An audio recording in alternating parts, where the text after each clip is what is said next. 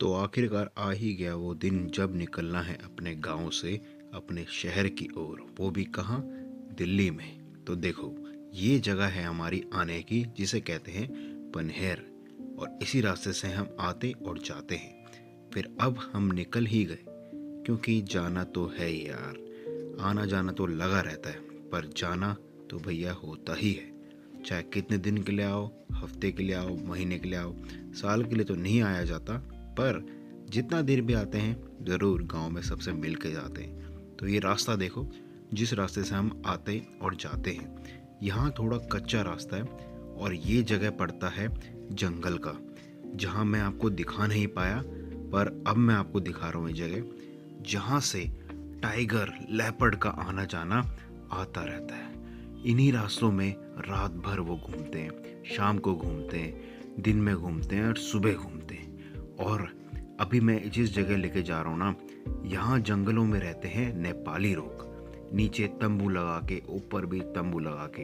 ये वही रास्ता है भैया, याद करो आप सब। जब मैं गया था बार मसाज वाली जगह, वो सब नेपाली लोग इन्हीं रास्तों से आया जाया करते हैं और इन्हीं जंगलों में रहते हैं।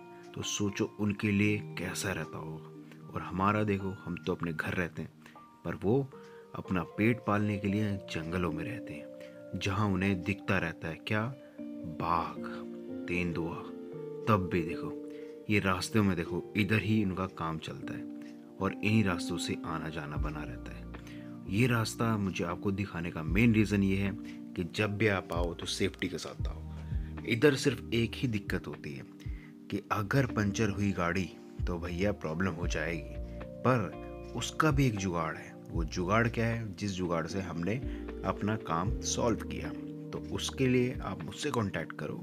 पर ये है, अभी तो जाना हो रहा है। और ये जो रास्ते दिख रहे हैं देखो, टूटे फूटे से तो लग रहे हैं, पर जिस टाइम मैं वापस आऊँगा उस टाइम ये जगह बिल्कुल अच्छी हो जाएगी, क्योंकि यहाँ पर रोड पक्की बन जाएगी। इन्हीं रास्तों से हम शाम के टाइम कभी वॉक करने जाते थे, कभी आते थे, कभी यहाँ घूमना वहाँ घूमना। पर मैं आपको बता दूँ, सबसे ख़तरनाक जगह यही है, क्योंकि सुनने में आया है कि अभी कुछ टाइम पहले यहाँ पर कुछ जने बकरी चराने गए थे, तो पर वो बकरी चराने के चक्कर में एक बकरी एक बाघ ले गई। उसका पता चला बाद में, जब हमें उसके निशान दिखे।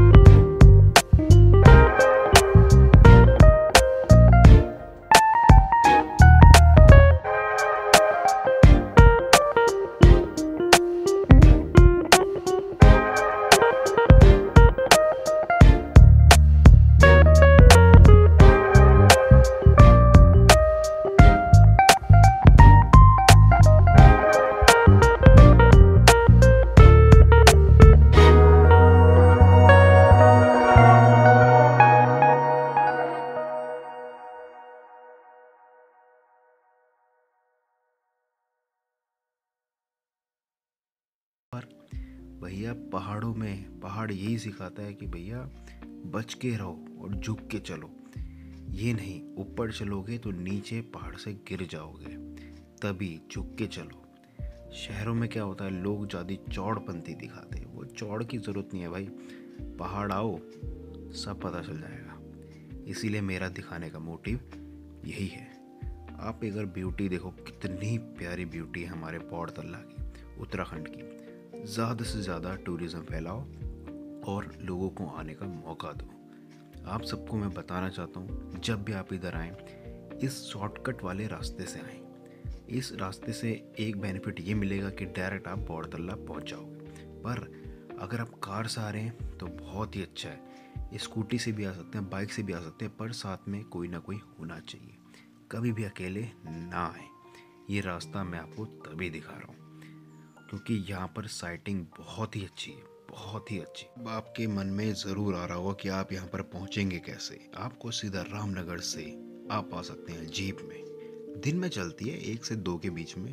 आपको एमपी ग्राउंड में आना है और बौड़ तल्ला नाम लेना है, सीधा आप पहुँच जाओगे बौड़ तल्ला गाँव। और मैं आपको बताता हूँ कि ये भी कॉर्बेट का ही एरिया पड़ता है, क्योंकि आपको पता है कि नहीं पता है, 85% एरिया है जो सफारी जोन कवर नहीं कर पाती, उनमें ये एरिया आते हैं। और सिर्फ 15% जगह हैं जो सफारी में लोगों को दिखाई जाती है, इंट्रोड्यूस की जाती है।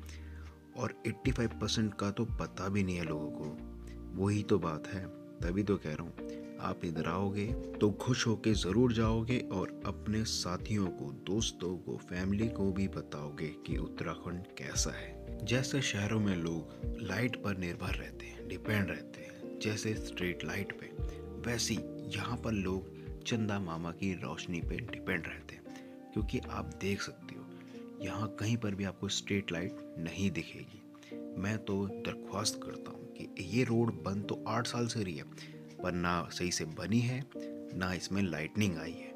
ये लाइट का तो भैया कुछ नहीं कह सकते, क्योंकि गांव में भी बुरा हाल है। 10 गांव में हर जगह लाइट तो है, पर 10 घरों में लाइट नहीं है।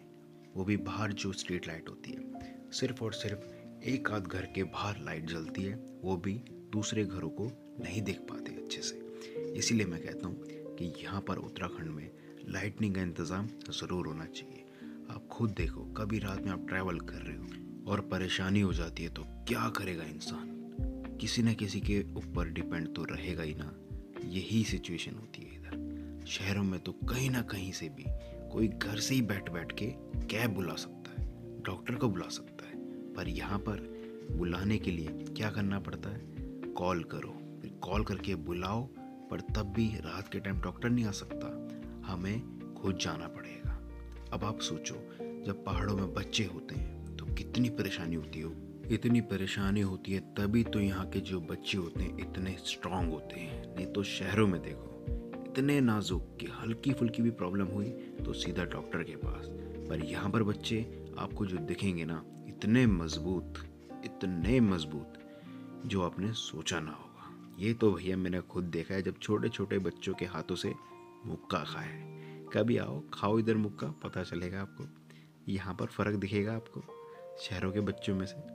क्योंकि आप खुद देखो, अब आपके मन में आता होगा कि हम बचपन में क्या क्या खेल खेला करते थे, पर अभी के बच्चे नहीं खेल पाते हैं। और आप इधर गांव में आओगे ना तो कॉमन लगेगा आपको। क्या लगेगा कि बच्चे ऐसे खेल खेल रहे हैं जो बिल्कुल हम भूल चुके हैं। छोटे छोटे से बच्चे जो शहरों से आते हैं, कभी मैं अपना भी बता रहा हूँ कि मैं भी जब बचपन में आता था यहाँ खेलते हुए देखता था, आहा कितना मज़ा आता था, और बच्चों के साथ मैं भी खेलता था। खुद मैं जब इस बार आया हूँ तो बच्चों के साथ ज़रूर खेला हूँ। अब ये जगह आप देख सकते हो, यहाँ पर कच्ची रोड नहीं है, पक्की रोड है। तो इधर एक बेनिफिट ये भी होता है कि जब आप आते हो गाँव की तरफ तो पेट्रोल भैया बहुत ही कम लगता है यार। क्योंकि यहाँ से समझ लो 3 किलोमीटर तो न्यूट्रल में चलती है गाड़ी, पर वापस आते टाइम लगाना पड़ता है जोर, जैसे अभी जोर लगा रही है गाड़ी। पर यहाँ बोले तो सब चीज़ डेली का है। इसीलिए मैं कहता हूँ बौड़ तल्ला आओ और आप सब खुश हो जाओ। इसी के साथ वीडियो रखता हूँ मैं इतनी, पर आपको कैसी लगी मुझे कमेंट करके ज़रूर बताना। और अगर आप आना चाहते हो तो मुझसे कांटेक्ट ज़रूर करो। इसी के साथ अब मैं चलता हूँ अपने घर के लिए दिल्ली की तरह। सवेरी होगी, आओ बनी को पीटने चलो। चलो पीटने बनी को। अरे सुन लिया बनी ने, ये तो नहीं देख लिया बनी ने हमने। ओए भागी भागी, अरे मैं तो देख के भागी हमको। तो चलो अब चलते हैं बनी की टूई के पास। अभी जस्ट हम आए हैं गांव से और बनी मेरे को देख के भागी है, तो अब देखते हैं मम्मी को कैसे रिएक्ट करती है। ये तो हुई मम्मी यार, मम्मी हुई। चलो ये है कौन यार, ये देखी देखी सी लग रही है, मम्मी जैसी लग रही है। तो मम्मी है कौन? अरे सामने तो है। तो देखो 5 दिन से बनी मिस कर रही थी हमें, और मम्मी को और ज्यादा, और मेरे को और ज्यादा। पपिया और पपिया दोस्तों। और जरा देखें क्या क्या कारनामे करे हैं इसने बनी ने यहाँ पर। यार देखो बिस्तरे की टुई टुई कर रखी है बनी, टुई टुई नहीं। पीटो बनी की टुई को, पीटो इसको। पीटते बताओ कैसे, ऐसे ऐसे देखिए, ऐसे करते हैं इनको यार।